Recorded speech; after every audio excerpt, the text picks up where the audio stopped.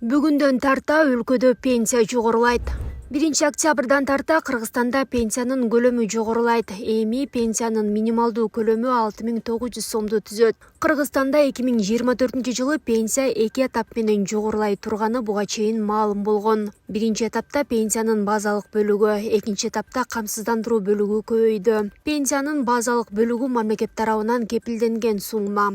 Бүгүнкү күндө ал 3170 сомду түзөт. Камсыздандыруу бөлүгүнүн өлчөмү ар бир адам үчүн ар кандай. Мисалы, пенсия 3500 сом болсо, базалык бөлүгү 3170 сом, камсыздандыруу бөлүгү 330 сом болушу мүмкүн. 18% өсүш менен 60 сом гана кошулат. Мындай жагдайларды болтурбоо үчүн социалдык фонд камсыздандыруу бөлүгүн көбөйтүү үчүн минималдуу чекти иштеп чыгып, ар бир жаранга 1000 сом кошуларын белгиледи.